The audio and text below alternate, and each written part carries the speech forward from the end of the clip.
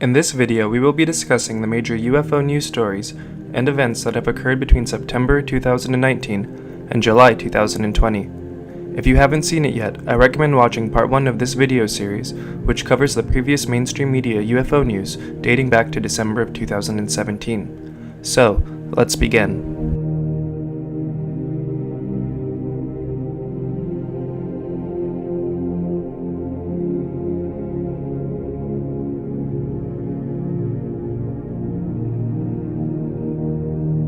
Firstly, I need to backtrack a little bit to cover an important development that should have been covered in the previous video of this series, the creation of the 5 Continents UFO Forum. I have a separate video where I cover this in greater detail, but I feel it needs to be also included in this recap as well. The 5 Continents UFO Forum is a new UFO organization that was created in China with the stated goal of lobbying the United Nations to create a global UFO task force. The reason why this new group's creation is significant is because it appears to be being directly supported by the Chinese government. It is important to remember not just any group can operate in China, especially where other paranormal type groups are banned. The group's first meeting was held in October of 2018 in Moscow, Russia. The group is composed of some of the leading ufologists from various countries around the world. The travel accommodations and room and board were paid for by the government of Hebei City in China, a city with a population of 8 million inhabitants. Hebei City will also be the home of a new international building for the group to operate out of, and it is rumored that there was a competition between many major cities in China to be the home of this new organization. The fact a Chinese city used government funds to host the inaugural meeting of a new international UFO organization, with the stated goal of lobbying the United Nations to create an international UFO task force, is very significant.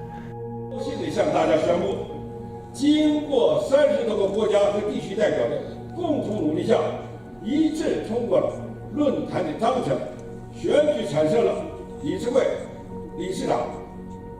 5周国际论坛自即日起正式成立了。При участии представителей 30 стран был учрежден состав форума, избран его исполнительный комитет, председатель и секретарь. А сейчас я с радостью объявляю первый международный форум «5 континентов» официально открытым.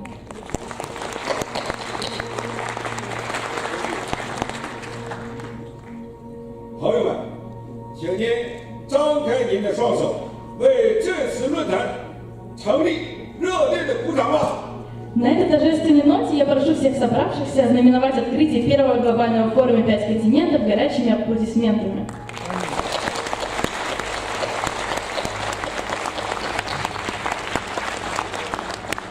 下面，请各成员国的代表上台。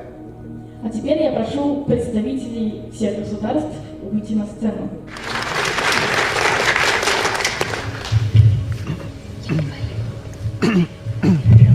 Э, 尊敬的组委会主席，莫斯科州的领导，女士们、先生们，大家上午好。在此我仅代表山东省菏泽市人民政府，对组委会的邀请，表示衷心的感谢。 我们菏泽市是著名的牡丹之都，同时也是中国现在第1夫人的家乡。人口有1019万，菏泽历史悠久，环境优美，人杰地灵。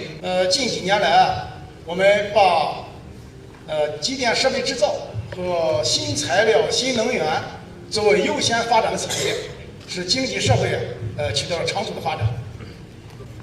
我了解到我们这个5洲国际论坛是以太空探索和助推新科学的发展作为主旨，我认为这是一个非常高端的定位。那么，如果通过这种高端峰会来对接实体经济，用新科学的发展来带动经济的发展、社会的发展和人类文明的进步。 我认为这可能是一个更加现实的选择。最后，再次感谢组委会的邀请，也预祝我们这个峰会能够圆满成功。谢谢大家。Я благодарю всех присутствующих, всех организаторов форума и всех гостей, пришедших сегодня к нам. Apart from the international group of ufologists, Other organizations that were present at the inaugural meeting in Moscow were the mayor of Hebei City, a delegation from the People's Government Administration of Shandong Province, Hunan Provincial People's Government Delegation, a delegation from Hebei City Administration, delegates from the Chinese International Foreign Ministry Association, the Chinese International Trade Promotion Committee, Vladimir Platonov, who is the president of the Moscow Chamber of Commerce, Song Yingdong, professor of Nanjing University, the Association of Industrial Parks of Russia, representatives of the Russian helicopter industry, and many other business groups from Russia and China. The group was scheduled to meet again this year in 2020, but due to COVID-19, the meeting had to be postponed. I have confirmed with the member that they are having regular Zoom meetings establishing operating regulations and consolidating objectives. As stated, I cover this in greater detail in another video, but I feel it needs to be covered here to show that recent UFO developments go beyond America to the point where Chinese government funds are being used to create this group, with the stated goal of bringing the UFO issue to the United Nations.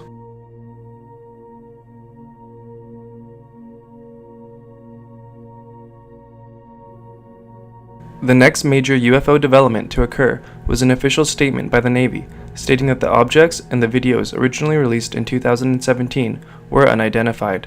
The statement was made in response to a Freedom of Information Act request by John Greenwald of the Black Vault, an online database of classified government documents. Joseph Gradisher, official spokesperson for the Deputy Chief of Naval Operations for Information Warfare, stated, "The Navy designates the objects contained in these videos as unidentified aerial phenomena." The U.S. Navy has finally acknowledged that videos appearing to show UFOs flying through the air are real. They don't call them UFOs, they call them unidentified aerial phenomena. The several videos they're talking about were recorded years ago by fighter pilots. Then in 2017, they were made public by the New York Times. More now from our Randy Kay. Look at that thing. It's rotating. Images of that rotating thing captured by U.S. Navy aircraft. Sensors locking in on the target. Commander David Fravor saw it firsthand during a training mission, describing it like a 40-foot-long tic-tac, maneuvering rapidly and changing direction.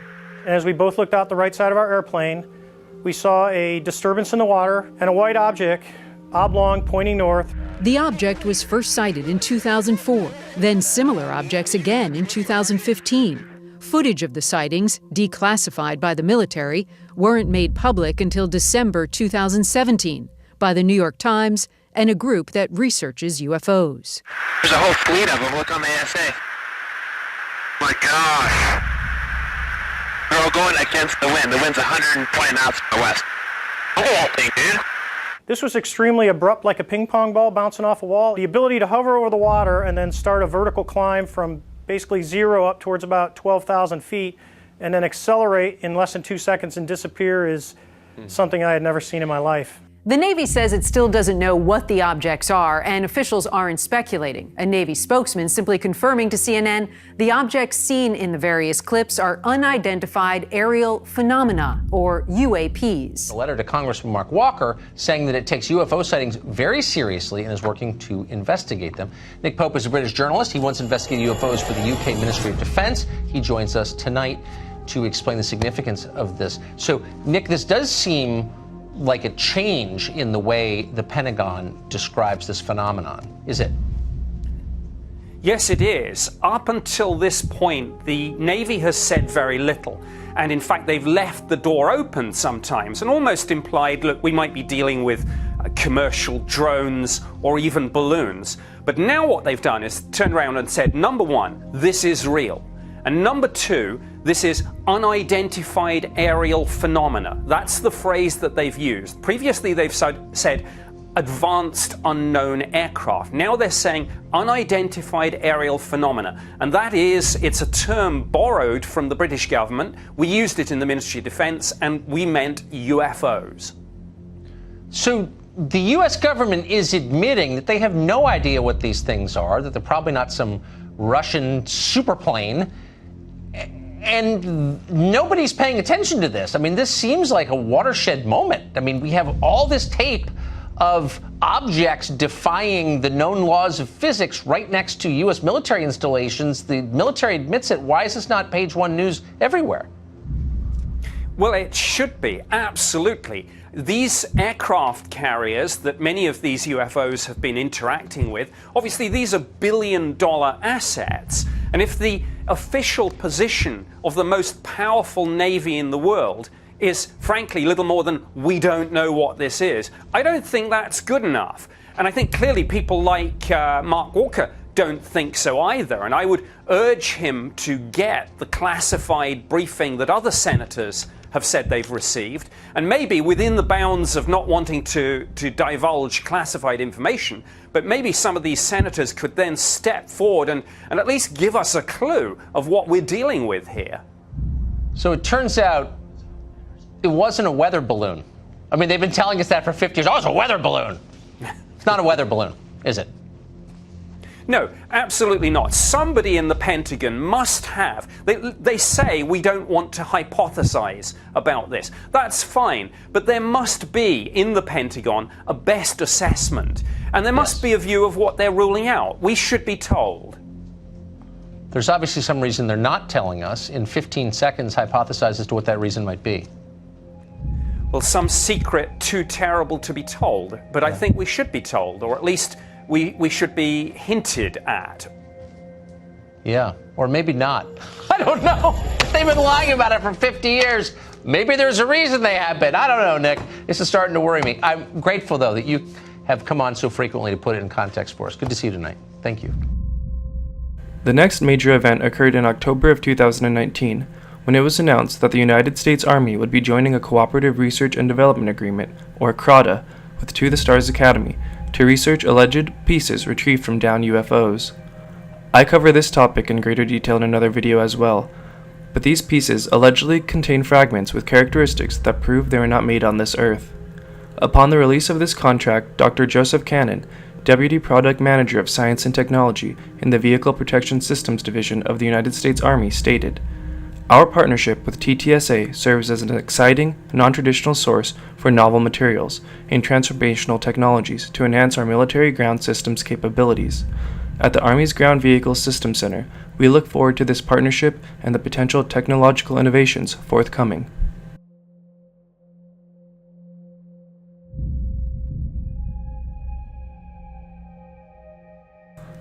The CRADA section titled Objectives states, To the Stars Academy of Arts and Science is a company with material and technology innovations that offer capability advancements for Army ground vehicles.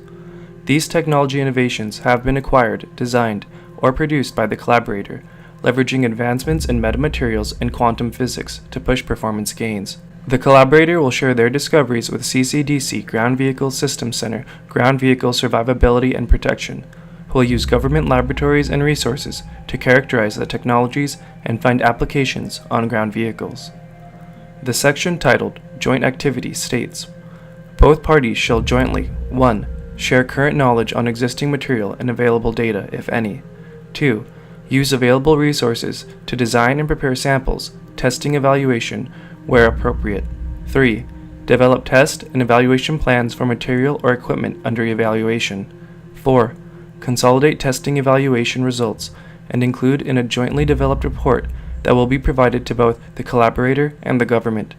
This reporting shall summarize testing conducted, characterizations of the technology performance, and suggested next steps or opportunities for the technology. The fact that the Army is teaming up with the UFO group to research exotic materials claimed to be from UFOs is very significant in my opinion. The next major development to occur was the Pentagon officially declassifying those 3 Navy UFO videos, the Tic Tac video, Gimbal, and Go Fast. Initially these had been released by To the Stars Academy, but now the Pentagon is releasing these videos themselves, and stating that the objects in the video remain unidentified. Department of Defense spokesperson Susan Go stated, "The Department of Defense has authorized the release of 3 unclassified Navy videos, one taken in November 2004 and the other 2 in January of 2015, which have been circulating in the public domain after unauthorized releases in 2007 and 2017. The U.S. Navy previously acknowledged that these videos circulating in the public domain were indeed Navy videos.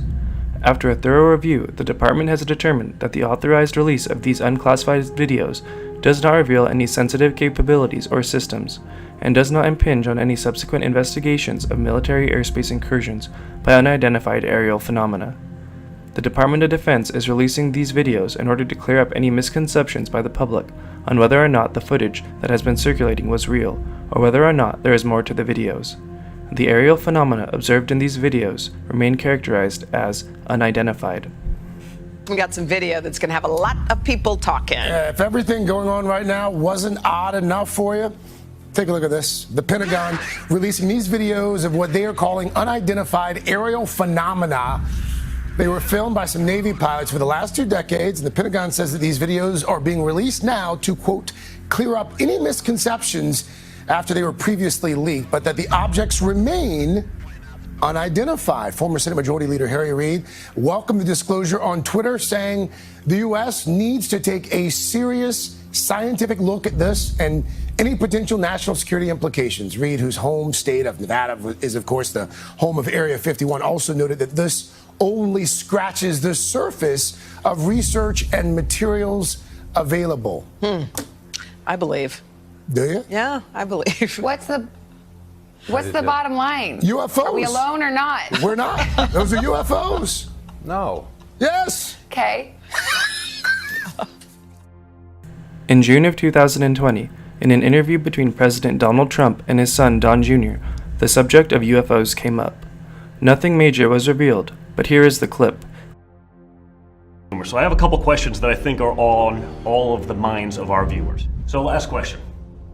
Before you leave office, will you let us know if there's aliens? Because this is the only thing I really want to know. I want to know what's going on. Would you ever open up Roswell and let us know what's really going on there? So many people ask me that question. I know, it sounds almost ridiculous, but it's actually the real question I want to know. It sounds like a cute question, but it's actually, there are millions and millions of people that want to go there, that want to see it.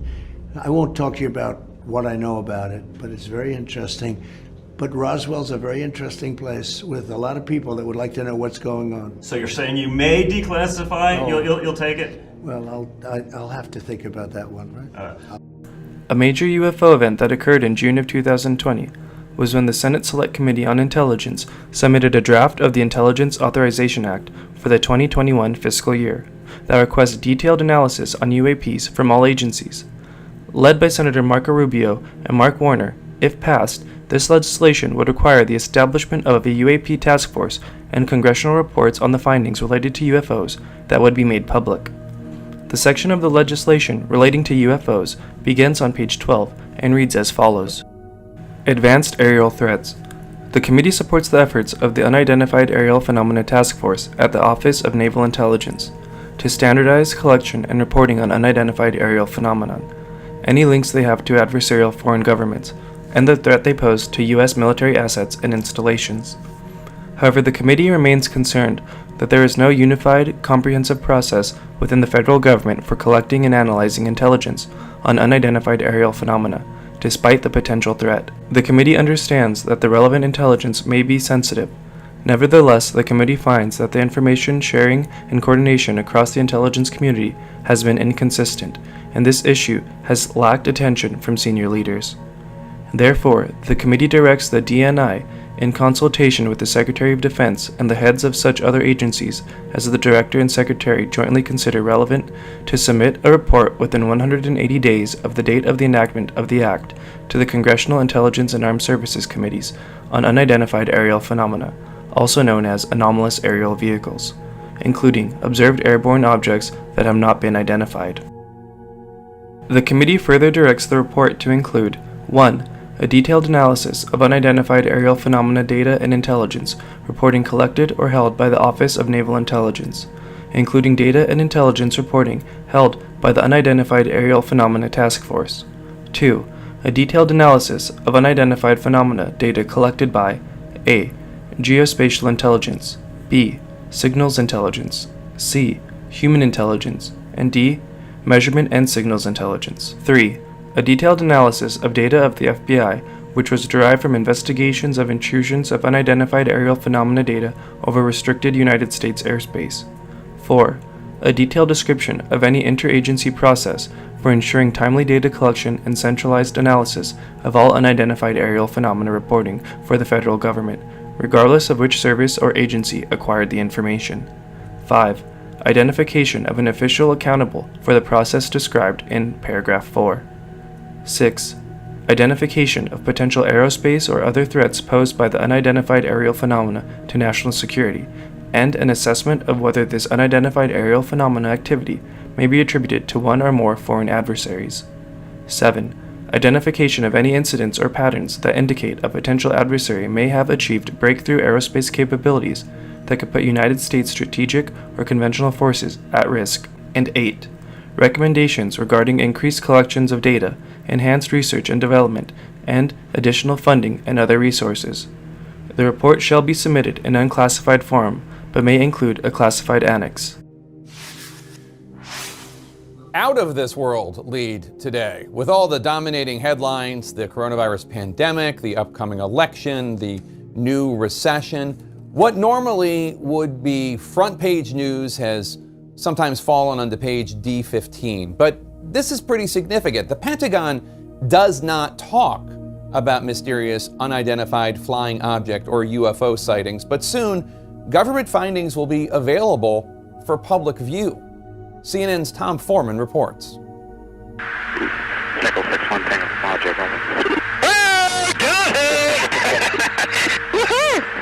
When military officials released 3 videos this spring of Navy pilots encountering UFOs in 2004 and 2015, it seemed out of this world. Well, if there's a thing, it's rotating.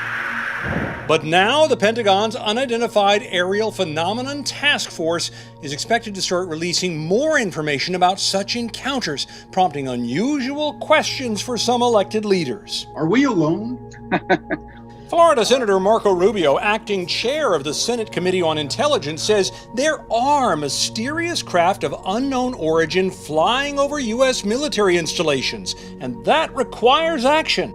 For many years, government investigations into these close encounters were shrouded in secrecy. Now the curtain may be lifted a bit, but that still won't answer the basic questions. Just who is out there, and what do they want? Senate Intelligence Committee Chairman Marco Rubio wants a detailed report on what the government knows about UFOs. The Florida Republican pushing legislation that would force the Director of National Intelligence to detail information about UFO origins, frequency, and potential threat to national security. Earlier this year, the military released video of 3 encounters by Navy pilots that had been leaked online. This is not a joke story, and we're following it.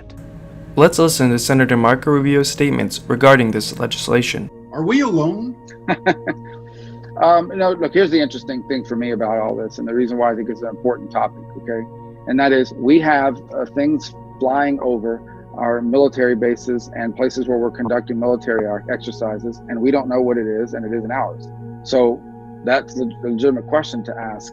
I would say that, frankly, that if it's something of outside this planet, that might actually be better than the fact that we've seen some technological leap on behalf of the Chinese or the Russians or some other adversary that allows them to conduct this sort of activity. But the bottom line is, if there are things flying over your military bases and you don't know what they are because they're not yours, and they exhibit potentially technologies that you don't have at your own disposal, that to me is a national security risk and one that we should be looking into. And so that's the premise I begin with.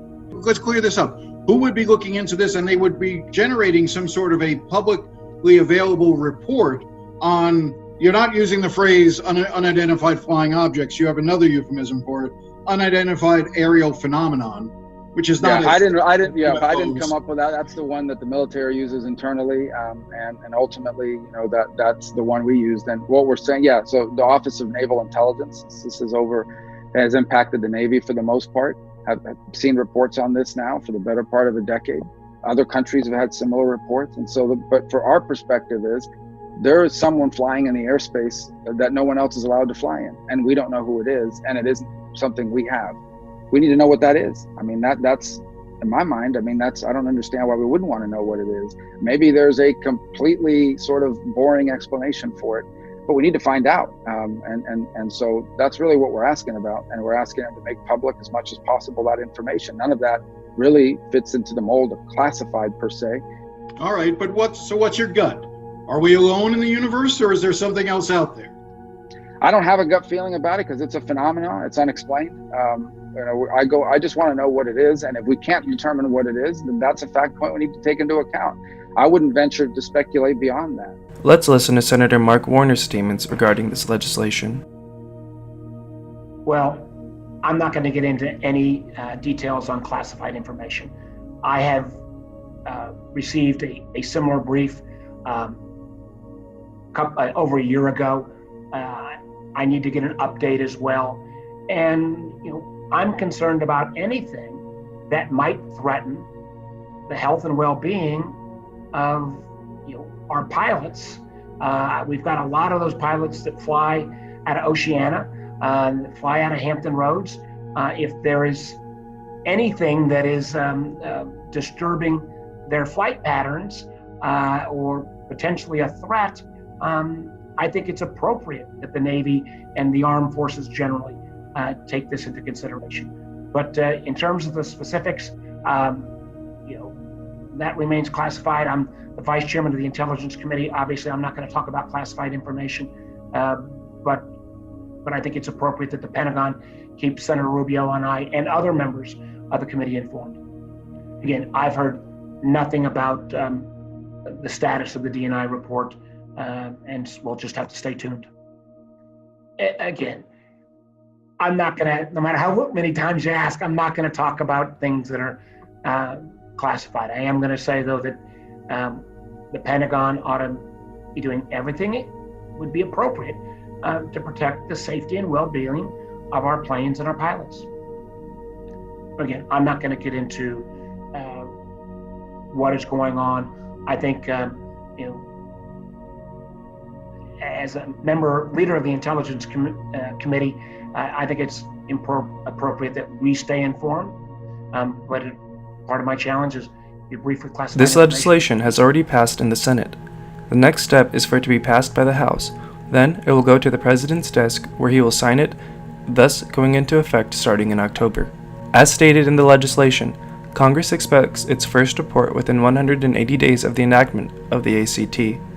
If all goes as planned, this report would be available to Congress and the general public at least before April of 2021.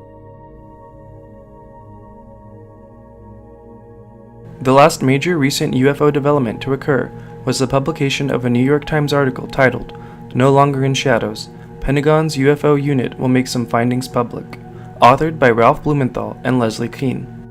This article details the Pentagon UFO investigation program that was initially stated to have ended in 2012, but still operates today, stating, "The program was begun in 2007 under the Defense Intelligence Agency and was then placed within the Office of the Undersecretary of Defense for Intelligence, which remains responsible for its oversight.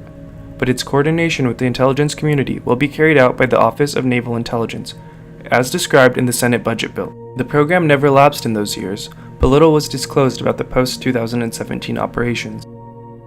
The article also begins the discussion of a crash retrieval program by the U.S. government. The article states, Dr. Eric W. Davis, an astrophysicist who worked as a subcontractor and then a consultant for the Pentagon UFO program since 2007, said that in some cases, examination of the materials had so far failed to determine their source and led him to conclude we couldn't make it ourselves. Mr. Davis, who now works for Aerospace Corporation, a defense contractor, said he gave a classified briefing to a Defense Department agency as recently as March about retrievals from off-world vehicles not made on this Earth. Mr. Davis said he also gave classified briefings on retrievals of unexplained objects to staff members of the Senate Armed Services Committee on October 21, 2019, and to staff members of the Senate Select Committee on Intelligence 2 days later. This story went viral, with other news outlets beginning to report on it.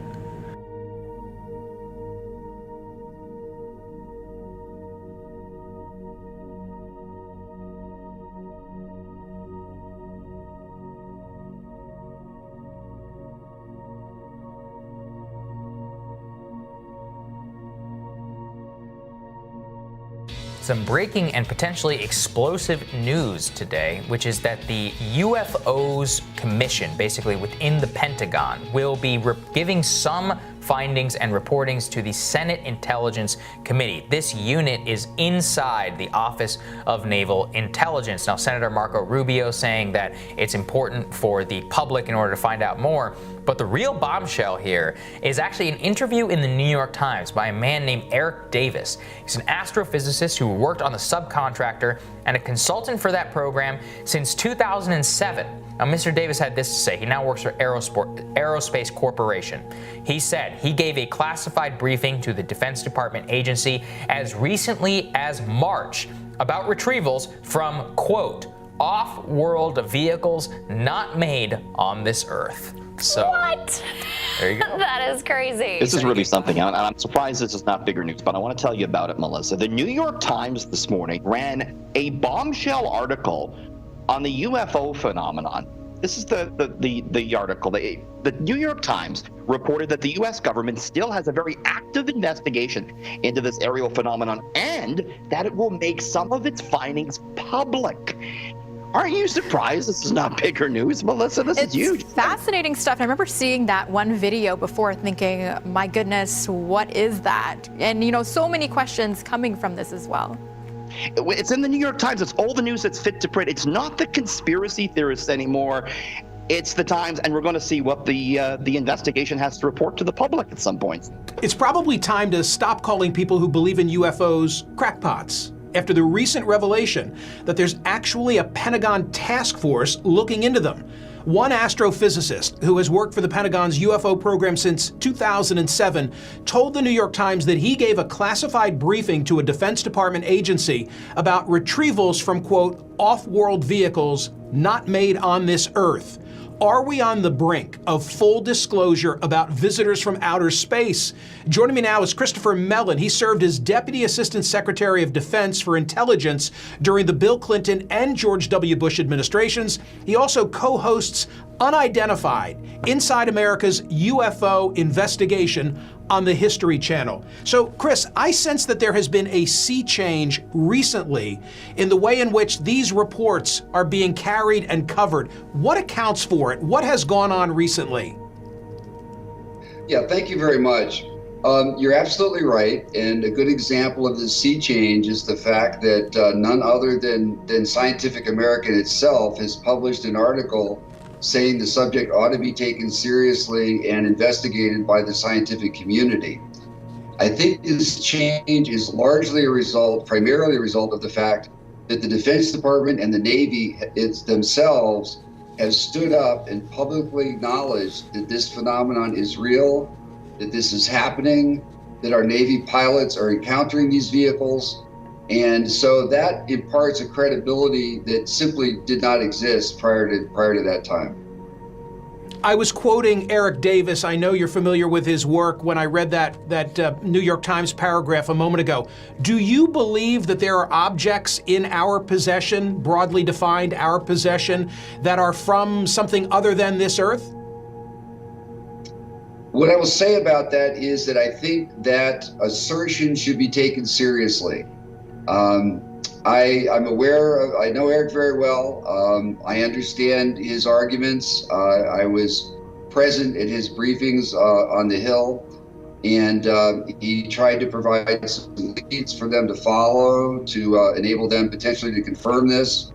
It is an issue that should be taken seriously. In fact, curiously, President Trump himself on Father's Day indicated on air while being filmed that he did have classified information about Roswell, New Mexico, which is, as most people know, is the legendary site of an alleged crash of a UFO. And when asked by his son about declassifying it, he said, "I'll have to think about it." I don't know what there is about Roswell that could be classified or interesting other than that one particular issue. So there is a lot of new press and new information coming forward. And again, as I said, I think this is a topic that the oversight committees should take seriously and investigate.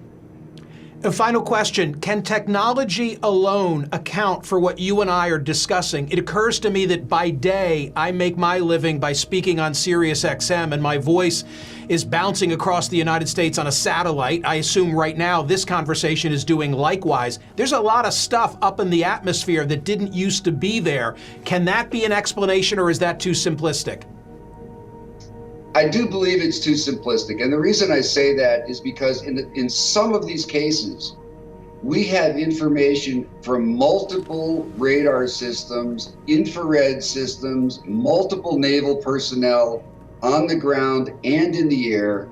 And we're tracking these objects, performing maneuvers that clearly indicate they're under intelligent control. They're responding to our aircraft, they're out maneuvering them, and they're doing things that are far beyond any capability we possess. So that's certainly a hypothesis to consider.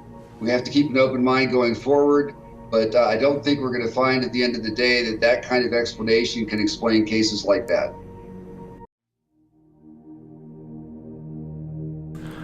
When you consider the way the subject of UFOs has been covered in the past, often with ridicule, all of these recent news stories and events are very significant. The fact that these events are happening in such close proximity after 60 years of denial and ridicule by the government and media seems to indicate that we are on a trajectory to receive more information regarding what is flying around our skies. Hopefully, the congressional report from the new UAP task force will help us answer some of the questions regarding these UFOs.